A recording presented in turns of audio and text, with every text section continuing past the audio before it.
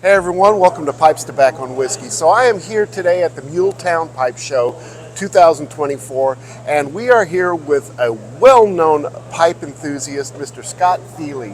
Scott, you probably know him from two different things. First of all, he is a newly inducted member of the Doctor of Pipes for the Chicagoland Pipe Club, and that just happened last year, right? Last year. And then also, you know his work because you've gone online and you've checked out this website, Pipedia. Scott is the creator of that website. So thank you, Scott, for being here. Yeah. Thanks for your interest. Oh, definitely. Yeah.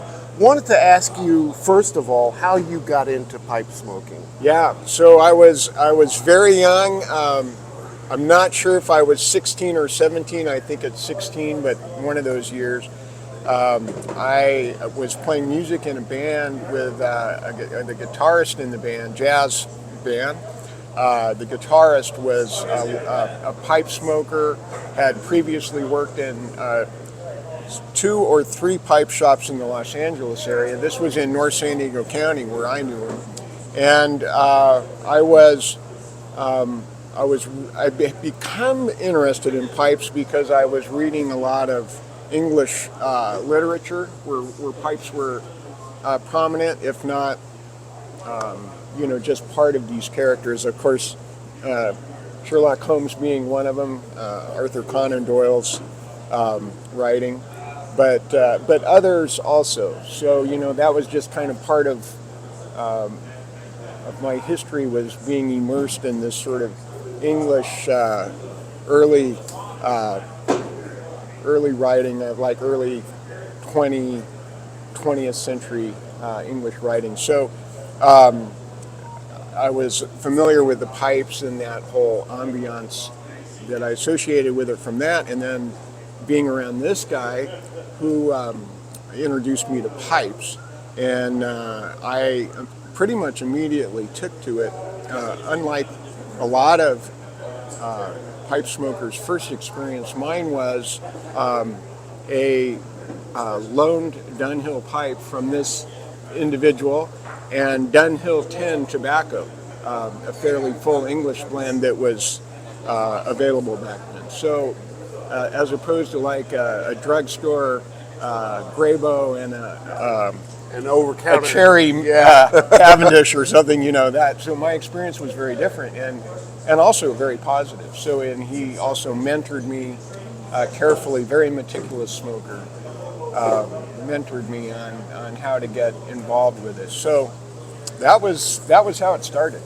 Well, you also probably know that Scott is a wonderful pipe carver, and some of his pipes are just incredible. They've been featured in different publications and things like that. So I was wondering, how did that transition from a pipe smoker to, hey, I can carve, right, I can do this. Right. So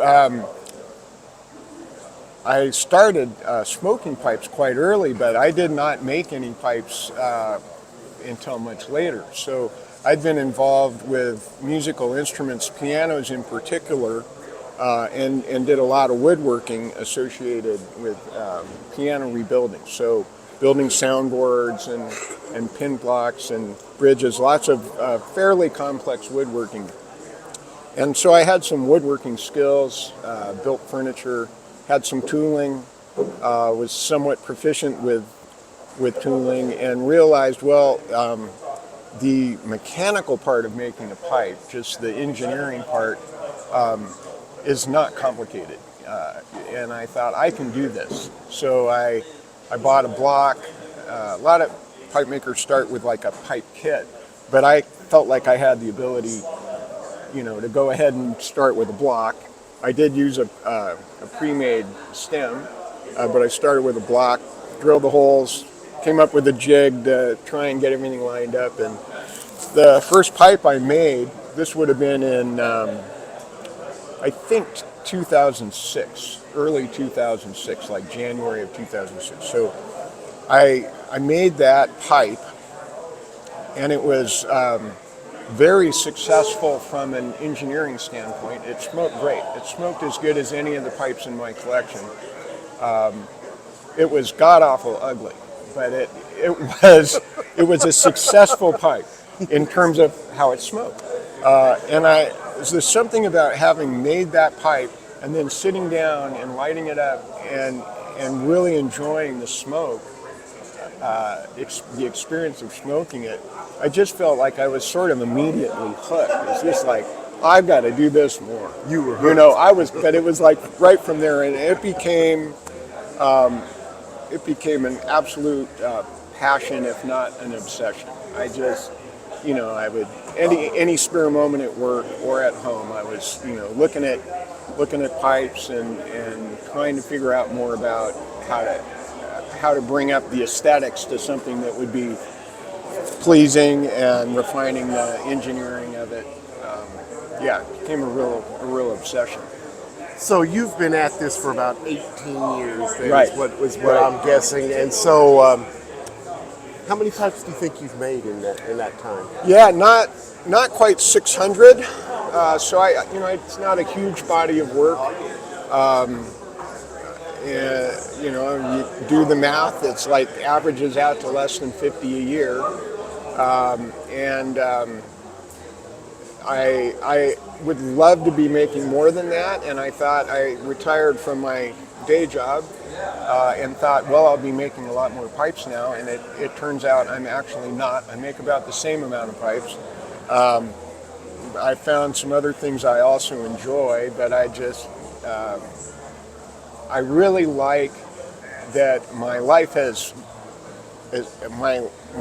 worked out where I don't have to make pipes. So when I make pipes, it's because I absolutely want to make pipes.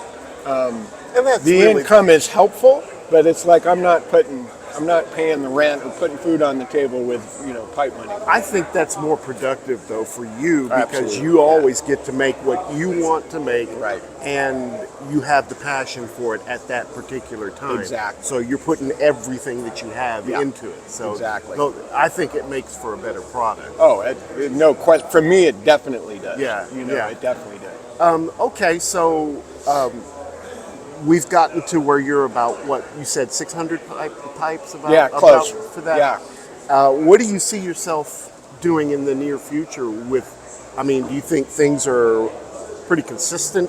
You're going to stay on board with what you've been doing? Do you have any new ventures that you're looking at? I really feel pretty comfortable with the number of pipes I'm making. I would like to increase that some, depending on what other things life throw at me. I have some other interests, family being the primary one, but then I've also gotten very interested in sailing. So what I find is a perfectly dialed in life is I get to wake up in the morning and look at the weather, and if the weather's conducive to sailing, I just clear the slate, head down to the boat, get it ready to sail, and I go. Yeah. If the weather is not conducive, which is fortunate for my pipe making endeavor and working on Pipedia and other things, is then I go, okay, not sailing today. Today you're at home. But now I can play with pipes, Yeah.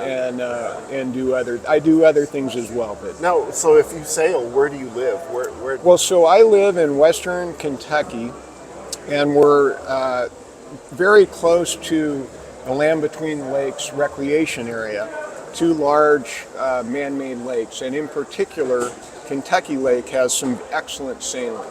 So, hundreds and hundreds of miles of coastline, little coves in there, a lot of fairly open water that I can sail in. So that's where I sail. It's just roughly about 20 minutes from my house. That's nice. Yeah, it's great. I aspire to do more than that. Last summer, I actually, my sailboat is trailerable, and I drug it up to the North Channel of Lake Huron and was sailing around with about 20 other similar-sized boats. Fortunately, some of the captains of those boats have a lot of experience in that water, so I'm here talking to you today. Goodness. Yeah, unlike my lake has mostly muddy bottom.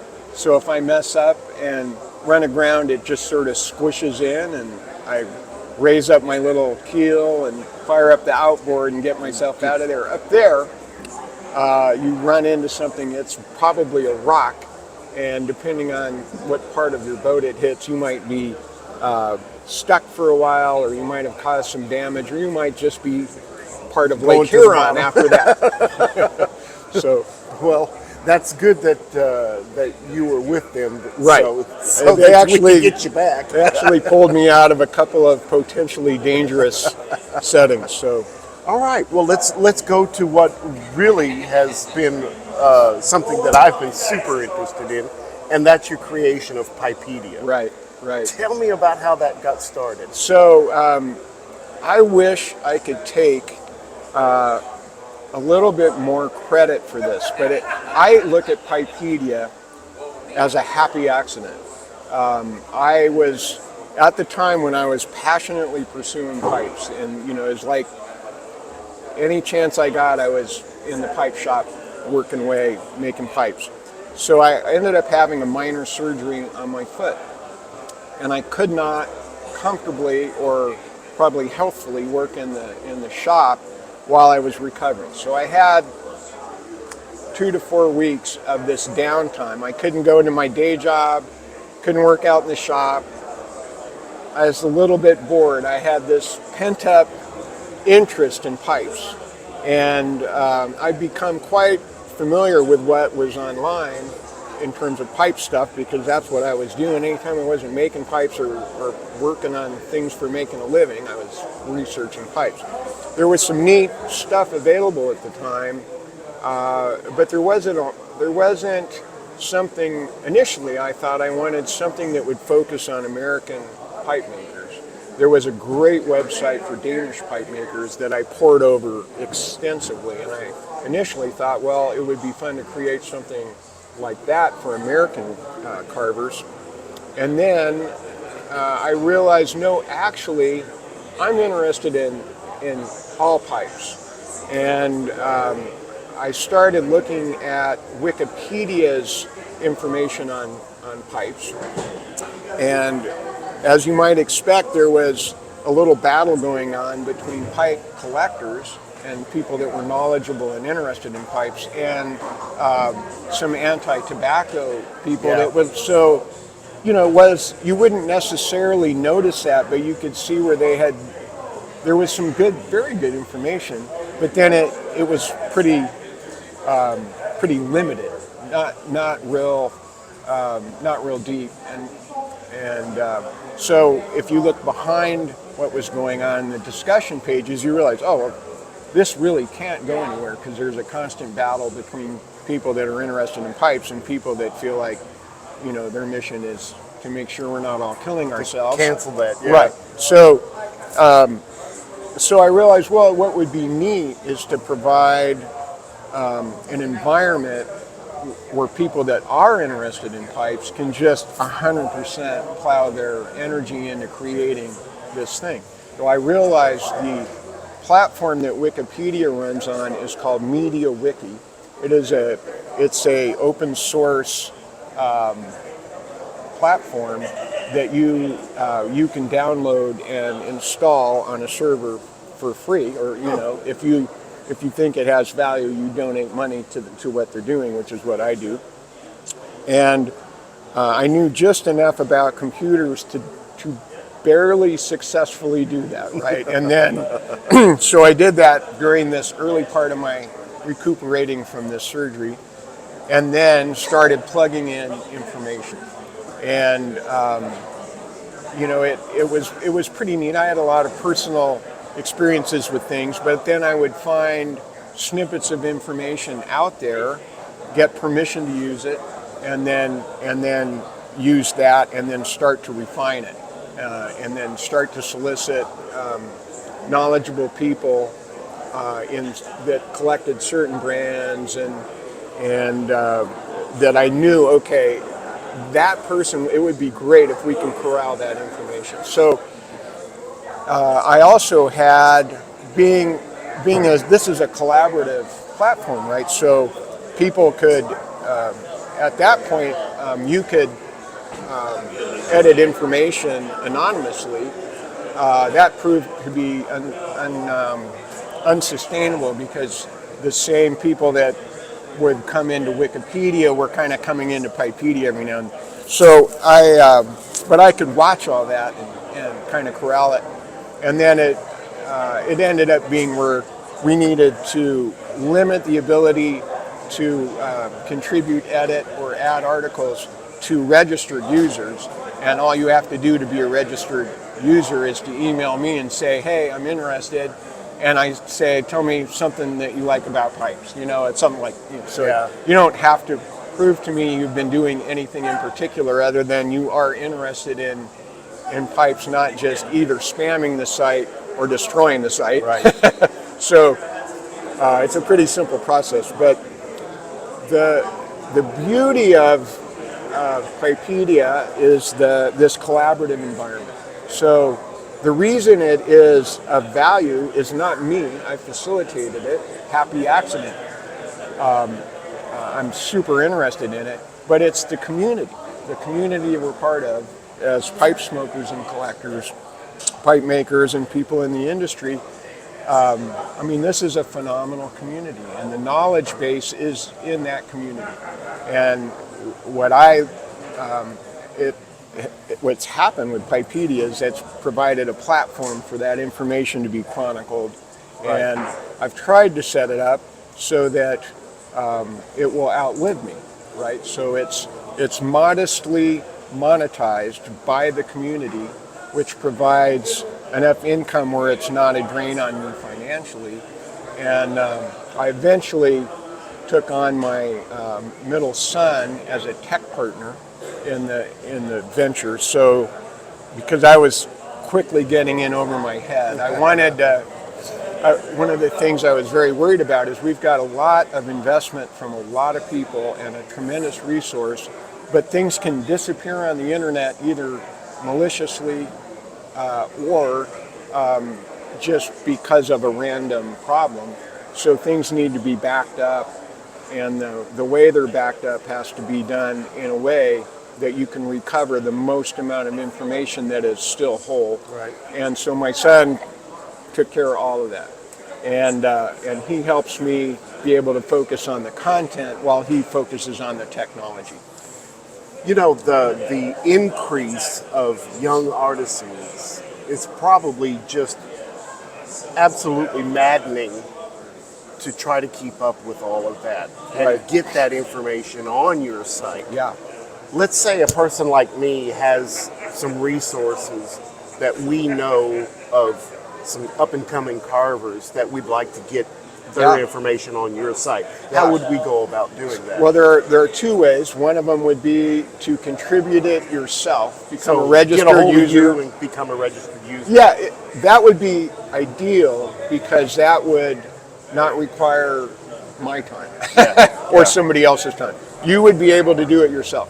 However, and it's become quite a bit easier than it used to be to do that, but a lot of people are not super comfortable with computers, and it will be a little scary or burdensome for those people to do this. And I want to hear about all of those people I should know about that should be on Pipedia, or just a lot of even just older stuff, like just, hey, I came up with this estate pipe, it's pretty interesting, I can find nothing about it, and even that stuff's interesting. So I can create sort of a stub article, a picture of the pipe, whatever somebody knows about it, whatever you can discern from the nomenclature, and I can just start that. It's very interesting, this platform. Part of the power of this is that Google search engines and search engines in general will pick up these new articles. So if somebody's just searching on that brand for whatever reason, it will come up. And even if all I've got's a little stub of an article, maybe a picture, still that article will come up. And what I include in those little articles is, hey, we need information about this. Yeah. And if you've got information, either add it or send it to me. And I've had some phenomenal information come in. A lot of times somebody knows something about a very small pipe company or a pipe maker from years ago. Well, it turns out it's their dad, or it's their grandfather. And they were searching on the guy, and up pops this little thing, hey, I need information. Like, well, that's my grandfather. I got all kinds of information, you know? And so I love that. But also with these new carvers, you're right. I can't, sometimes I'm at a show and I go, well, who are you and how are you making these great pipes already? Yeah. Why don't I know about you? Well, I'll grab a card and suggest, say, send me a bio and some pictures that they're proud of, and I'll start it. Or if you know of that carver, yeah, absolutely, send me the information. Okay. And we'll get it in there. The idea, the goal, is not to be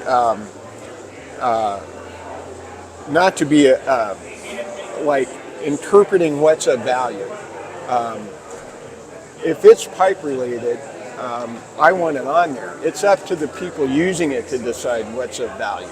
You know, my idea is get as much information as included as possible, because we don't know 20 years, 30 years, 40 years from now what's going to be like some of these young carvers that made maybe 50 pipes and then life got a hold of them and they had to go get a day job or whatever. Yeah. But those pipes are out there and somebody's going to grab it. I want them to find the information. So it sounds like a very collaborative effort, Yeah. where you're just kind of being the guy in the background to just make sure everything Yeah. doesn't crash. Right, exactly. Yeah, I try and keep moving the project forward anywhere I can. But the reason it's a resource it is not me. It's just everybody. Now, the website for this is pipedia.com, yes? Pipedia.org. .org. Okay. O-R-G. Surely you guys have kind of browsed through that. You know, what I used your site for 2 summers ago, I took a trip to Italy. Yeah. And so I looked up every carver in the Lake Como and Lake Maggiore area, Yeah. and got their addresses and phone numbers. And Yeah. fortunately, I speak Italian. Oh, so perfect. I got on the phone with these guys and said, hey, I'm coming over. Is there a Yeah. chance I can do a little tour of your, Yeah. And That's great. And while I was there for the 2 weeks, I toured 8 different factories. Wow. And it was Oh, I'd love to do that. That sounds so great. it was absolutely just phenomenal, perfect, and I enjoyed it so much. And I couldn't have done that if it hadn't been for the information that you had on your website. Well, that's great to hear. I'm glad that was helpful. So, guys, get and check that out. Now, what else you got going on? I mean, are there any other ventures that you're doing at this point? I saw that. I mean, your pipe work is second to none. It's phenomenal. And talk about somebody that's been in the business, knows what he's doing, and the prices are so fair. I mean, I'm going and looking at some of these other folks Yeah. that have been making pipes for 3 years, 4 years, and they're already charging $500, $600 for their pipes, Yeah. and they're not as well known as Right, some of these other right, folks. right. I mean, I'm looking at your table and I see an average of about $350 to $400. Yeah, my blasted pipes will tend to be priced around $385. My smooth pipes tend to be priced around $685. Yeah. There's some variation in that depending on what's going on. I've tried to keep my prices at a level that was accessible to people that just don't have a ton of money. Part of that, I was a little bit more ambitious before, and I thought, I'd love to break into that $1,000 plus category. I don't think I'm that guy. I think it's a combination of things. I would like to become the best at making pipes as I personally can be. I don't know yet what that is. I'm pushing on it. But I also like it that my pipes are, as far as handmade pipes go, they're certainly not the cheapest, but they're quite far away from being the most expensive. So I'm trying to stay in that range. Well, I think, and especially because they're handcrafted pipes, Yeah, that you're obviously you're with your retirement and everything like that, you're not necessarily needing the money. Right. Yeah, it's nice. yeah. but you don't absolutely need the money to survive, which helps with pricing. Right, And right. secondly, you're being very friendly to a community that probably doesn't have those types of resources to Right. spend $1,000, $2,000 Right. on pipes. Right. So we appreciate that very, very, very I much. appreciate people being interested and helping me continue to support my passion for making them. I get to come to shows. My goal is I come away with a little bit more than what it cost me to come, and if I can, I win the game. Yay. It didn't cost you anything to come. Right, Yeah. exactly. So and I had a if- great time. If people want to follow you, how can they see your work? Well, so I have a website, sethilepipes.com. And I will post that in the description as well. I have to confess to not being great at keeping my site current, but I will probably get better about that. I am also intending to be more active with social media, but when I'm working on stuff, I tend to really like to concentrate on working on the pipes as opposed to doing a little bit and grabbing a picture and posting it. So I'm probably not that kind of guy, but I do intend to be more active with the Instagram and Facebook. But for now, if you look up sethilepipes.com, that'll have some takeoff points. And also, your pipes are being sold on other online resources Right. like So Smoking Pipes. Smoking Pipes has Smoking Pipes is my only retailer at this point, and they are doing a phenomenal job for me. I don't know if anybody overseas if they would be interested. I am not good at sending stuff overseas. Smoking Pipes is amazing at that. Yeah, I have that's stuff your like you business, right? mentioned Italy. I have a couple of collectors in Italy. I have about a 50% success at sending some pipe to Italy. It'll get snagged up with customs. I've had people. I had to send a guy a second pipe. Anyway, you don't need to know about that. But I ended up replacing a pipe that never showed up. Thankfully, it was insured. I collected the insurance. Guy said, "Hey, just send me another pipe." Sent him another pipe. So both pipes showed up within 2 days. That's I said, fantastic. "Hey, you just won the lottery. We're all good here. Uncle Sam has contributed a second pipe." That's nice. So, anyway, if you're overseas, please think about buying one of my pipes from Smoking Pipes. They know what they're doing. Yeah, and they have the Smoking Pipes Europe Right. site. Right. Don't they also have a Japanese one as well? I believe they do. They certainly have. They have a person in Japan that coordinates that. Yeah. They've also got people in China. So We do have a considerable amount of viewers from Europe, South Africa. Great. So maybe that they can figure out how to I make think that happen. I think Smoking Pipes will be more successful than what I can help them with. Although I would be happy to dialogue. I would love to dialogue with them. If you buy one of my pipes, even on the state market or Smoking Pipes, I love hearing where my pipes end up. That's part of why this is fun. Last question: do you accept commissions? So, no. And I will tell you why I do not accept commissions. I am really bad at it. And I'm bad at it for two reasons. I really like to make what I want to make. So that's sort of the selfish part of it.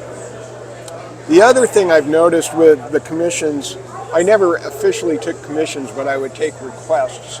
I didn't like to take money up front for things because then that, long story, but that headed south on me previously in business where I got in over my head with stuff. So I knew I didn't want to do that. But what I found with even the requests that I took is, and there were some wonderful exceptions where I was pushed in a new direction and it became a successful thing. But too often, I would make a pipe that I didn't think was my best work. And sometimes I don't think it was what the collector actually wanted, but because they felt committed to it. In other words, I didn't feel good about it, and I'm not sure they felt good about it, but we did it anyway. And so what I really love it is if you fall in love with something I've already made, you know, then we know you love it, and I think that's kind of where I'm trying to focus. I mean, like for instance, I want something like a Canadian or a lumberman from you. Right. So just leaving that parameter, I can keep watching and keep nagging. Exactly. So one of the things is that I have a somewhat narrow body of work, and so that's super close to things I make regularly. And we talked about one that's like a little darker than you would like, but you like the shape. Yeah. Well, so that's easy because that's one of the darker ones I've made. You know, there'll be lighter ones coming. Yeah. And then so you can kind of keep an eye on things. If I were a little bit more organized, I could go, hey, I came up with one and show you some pictures. I'm probably not that well organized. But well, if you're not too bent out of shape about it, I can just keep bugging you. Yeah, well, and I love that. I always ask, because you never know, man. I might be starving to death, and I'll do whatever you want. I don't see it coming, but you never know. Life has a way of throwing you curves. Isn't that the truth? You are right. It is. Well, guys, that's all we've got today. Thank you, Scott, for sitting down with us. Yeah, thank you. We really enjoyed it. Guys, I hope you enjoyed this episode. Keep coming with your requests. Check out Scott's work, especially on smokingpipes.com. You can see some of his. They'll have both in the new section of pipes and also the estate pipes. Yeah, estates come up too. So keep your eyes peeled. But until then, don't forget, make all your piping moments count. We'll see you next time. Have a great week. Bye-bye. Bye.